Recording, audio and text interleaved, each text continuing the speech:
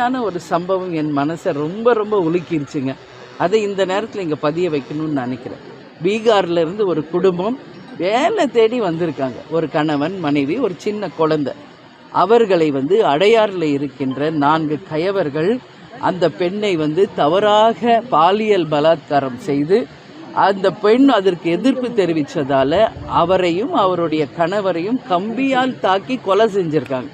அந்த குழந்தை அழுததுனால அந்த குழந்தையும் செவுத்தில் அடித்து கொண்டிருக்காங்கன்ற செய்தி கேட்குறப்போ நம்மெல்லாம் மனித இனத்தை சேர்ந்தவர்களா அவங்கெல்லாம் அப்படின்னு தான் எனக்கு கேட்க தோணுதுங்க. பீகார்லேருந்து எதுக்கு வந்திருக்காங்க தமிழ்நாட்டுக்கு? ஒரு பிழைப்பை தேடி வந்த ஒரு குடும்பம்.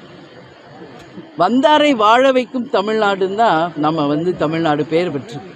ஆனால் இன்றைக்கி இருக்கின்ற நிலைமையை பார்க்கும் பொழுது மிக மிக ஒரு அச்சுறுத்தலாகவும் பயமுறுத்தலாகவும் இது மிக மிக கண்டிக்கக்கூடிய ஒரு விஷயமாக நான் பார்க்குறேன். அந்த தவறு செய்தவர்கள் யாராக இருந்தாலும் உச்சபட்ச தண்டனையாக மரண தண்டனையை வழங்க வேண்டும் என்பதை தேமுதிக சார்பாக, கேப்டன் சார்பாக இந்த நேரத்தில் என்னுடைய கருத்துக்களை நான் ஸ்ட்ராங்காக பதிய வைக்கிறேன். தமிழ்நாட்டில் சட்டம் ஒழுங்குடைய சீர்கேடு இல்லை, சட்டம் ஒழுங்கு சீர்கேடு தான். எங்கள் பக்கம் டாஸ்மாக்கு, கஞ்சா, அப்புறம் கள்ளச்சாரம் எல்லாமே இருக்குது. இது நான் தொடர்ந்து எல்லா இடத்துலையும் சொல்லிக்கிட்டு வர்றது தான். நேற்று நடந்த விஷயம் மிக மிக மனித இனத்திற்கே ஒரு அவமானத்தையும் தலைகுனிவையும் ஏற்படுத்துகின்ற ஒரு விஷயமா நம்ம பார்க்குறோம். உறுதியாக அந்த தண்டனைக்குரியவர்களை தூக்கு தண்டனை போடணும் சொல்லி தேமுதிக சார்பாக நான் வலியுறுத்தி கேட்டுக்கொள்கிறேன். அதே மாதிரி இன்றைக்கி தமிழ்நாடு முழுக்க நடக்கின்ற ஆர்ப்பாட்டங்கள், போராட்டங்கள் அதற்கு முற்றுப்புள்ளி வைக்கணும். தமிழக அரசு அவர்களை அழைத்து பேசி அவர்களுக்கு வேண்டிய வசதிகளை ஏற்படுத்தி அவர்களுடைய நீண்ட நாள் போராட்டம், இடைநிலை ஆசிரியர்கள் தொடர்ந்து பல மாதங்களாக அவங்க போராடிக்கிட்டு இருக்காங்க. அதற்கு நிச்சயம் தமிழக அரசு அவங்க கேட்குறதை கொடுத்து அந்த போராட்டங்களுக்கு முற்றுப்புள்ளி வைக்கணும், சட்டம் ஒழுங்கை கட்டுப்படுத்தணும் என்கின்ற எங்கள் கோரிக்கையை முதல்ல மக்களுக்கு கோரிக்கையை நான் சொல்கிறேங்க. அதே மாதிரி 2026 உங்களுடைய நிலைப்பாடு என்ன, கூட்டணி நிலைப்பாடு என்னன்னு நீங்கள் கேள்வி கேட்டுங்க. அதற்கும் நான் ஏற்கனவே பதில் சொல்லியிருக்கிறேன். உரிய நேரம் வரும்போது அதற்கான தெளிவான அறிவிப்பு தலைமை கழகம் உங்களுக்கு அறிவிக்கும். அதனால் நிச்சயமாக குறித்த நேரத்தில் உங்களுக்கு அந்த அறிவிப்பு வரும் என்பதையும் இந்த நேரத்தில் தெரிவிச்சுக்கிறாங்க. ஏன்னா சொல்லுங்கள், தேமுதிக தனி இதில் தேசிய கட்சியோட கூட்டணியில் போகுமா, இல்லை அப்படின்னா மாநில திராவிட கட்சிகளோட இணைஞ்சிட்டு? எங்களுக்கு எல்லா கட்சியும் தோழமை கட்சிகள் தாங்க. இன்றைக்கு வரைக்கும் அனைவரும் தோழமையோடு பழகுறாங்க.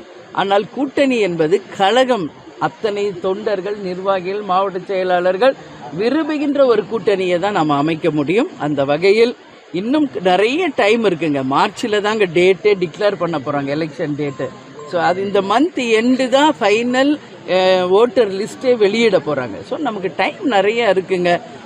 பிப்ரவரி மாதம் முழுவதும் இருக்குது. அதனால் உரிய நேரத்தில் அத்தனை பேரையும் எங்கள் மாவட்ட செயலாளர்கள், நிர்வாகிகளை அழைத்து பேசி உரிய நேரத்தில் நல்ல முடிவை மக்களுக்கும் நாட்டுக்கும் கழகத்திற்கும் நன்மை பயக்கும் ஒரு தெளிவான முடிவை தலைமை கழகத்திலிருந்து நாங்கள் அறிவிப்போம் என்பதை இப்போ சொல்கிறேங்க.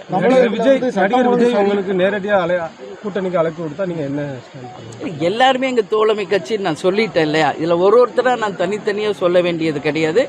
எல்லாருமே தோழமை தான். ஆனால் எங்கள் கட்சிக்கும் எதிர்காலத்திற்கு எது பயனளிக்குமோ அதுதான் நாங்கள் முடிவெடுப்போம். தொடர்ந்து சட்டம் ஒழுங்கு சரியில்லை, அதை சரிப்படுத்தணும் அப்படின்னு ஆமாங்க. ஆமாங்க. இது முதல்வர் வலியுறுத்திருக்கீங்களா? முதல்வருக்கு தேமுதிக சார்பாக என்னென்ன கோரிக்கைகள் வைக்கப்பட்டிருக்கு? உங்களுக்கு கொள்கை ரீதியாக இந்த கட்சி கூட நாங்கள் கண்டிப்பாக கூட்டணி போக மாட்டோம்னு ஏதாவது ஒரு விஷயம்? இல்லை, நான் என்ன சொல்கிறேங்க, தொடர்ந்து தமிழக அரசுக்கு நம்ம அறிக்கைகள் மூலம், ஆர்ப்பாட்டம், போராட்டங்கள் மூலம் மக்கள் பிரச்சனைக்காக நம்ம குரல் கொடுத்துக்கிட்டே தான் இருக்கிறோம். எங்கேயுமே எந்த ஒரு பிரச்சனைக்கும் நம்ம தலையிடலை என்று சொல்லவே முடியாது. அந்த வகையில் சட்டம் ஒழுங்கு கட்டுப்படுத்தணும்னு தொடர்ந்து இந்த பல வருஷமாக நம்ம சொல்லிக்கிட்டு இருக்கோம். அதில் எந்த மாற்று கருத்துமே கிடையாது. அதனால் யார் கூட்டணின்றதான் நீங்கள் கேட்குறீங்க. நிச்சயம் உரிய நேரத்தில் எங்கள் கழகம் விரும்புவர்களோடு நாங்கள் கூட்டணி வைப்போம் என்பதை மட்டும் இந்த நேரத்தில் உறுதியாக சொல்கிறேன். அப்படியெல்லாம் வாய்ப்பு கிடையாதுங்க. அப்படி எதுவுமே கிடையாது. இப்போ கூட்டணி பிரதான கட்சிகளாக இருக்கிற இப்போ தேமுதிகவாக இருக்கட்டும், அப்புறம் நம்ம ராமதாஸ் ஐயாரோட இதாக இருக்கட்டும், இப்போ புதிய தமிழ் கிருஷ்ணசாமி அப்படி பிரதான கட்சிகள் கூட்டணியில் இருந்துட்டு வந்திருக்காங்க. இவங்களை இப்போ வர திராவிட கட்சிகள் அவங்க கூட்டணி சார்பாக நடந்த பொதுக்கூட்டங்க. அது அதனால அவங்க கட்சி ரீதியாகவும் அப்போ கூட்டணியில் இருந்தவங்களே அழைத்து பேசி அவங்க பொதுக்கூட்டம் நடத்தியிருக்காங்க. வருங்காலத்தில் எப்படி இருக்குன்னு பார்ப்போம். பேச்சுவார்த்தை இல்லைன்றதை நீங்க எப்படி பாக்குறீங்க? இல்ல, அது நம்ம சொல்ல முடியாது. ஏன்னா கூட்டணிக்கு போகணும் விரும்புபவர்களும் கூட்டணிக்கு அழைப்பவர்களும் தான் இதற்கான பதில் சொல்லணும். அதில் எங்களுக்கு எந்த ஒரு ஸ்ட்ரெயிட் கனெக்ஷன் இல்லாததுனால அதை பற்றி நான் கருத்து சொன்னால் அது சரியாக இருக்காது. உங்களுக்கு திராவிட கட்சிகள்கிட்ட இருந்து இதுவரை அழைப்பு வந்திருக்காங்க? சொல்லிட்டேன் ஒரே லைன்ல, எல்லாருமே எங்களுக்கு தோழமை கட்சிகள் தான், அனைவருமே தோழமை தான். கேப்டனுடைய குரு பூஜைக்கு நீங்க பாத்தீங்களா, எல்லா கட்சியுமே வந்தாங்களா? அதுதான், அனைவரும் தோழமை. கட்சிக்கும் எதிர்காலத்துக்கும் எது நல்லதும் அந்த முடிவை நாங்கள். கூட்டணி பேச்சுவார்த்தை ஒரு கூட இருந்தாலும் 2020 சட்டமன்றத்தில் இருமுனை போட்டி தான் இருக்குமா, இல்லை வேற மும்முனை போட்டிகள் வாய்ப்பு இருக்கா? எத்தனை பேர் போட்டிடுறாங்களோ அத்தனை முனை போட்டி, அதுல மாற்று கருத்து இல்லை. ஆனால் மக்கள் யாரை தேர்ந்தெடுத்து யாருக்கு ஆட்சி அதிகாரத்தை கொடுக்குறாங்க அப்படிங்கிறது தேர்தல் முடிவுகள் தான் சொல்லுவாங்க. மக்கள் தீர்ப்பே தான் மகேசன் தீர்ப்பு. அதனால 3 முனையா 4 முனையா 5 முனையா எதுவுமே நம்ம இப்போ சொல்ல முடியாது. இப்போ வரைக்கும் எனக்கு தெரிஞ்ச 4 முனை போட்டி இருக்கிறது. எந்த போட்டி இருந்தாலும் மக்கள் தான் இறுதி எஜமானர்கள்.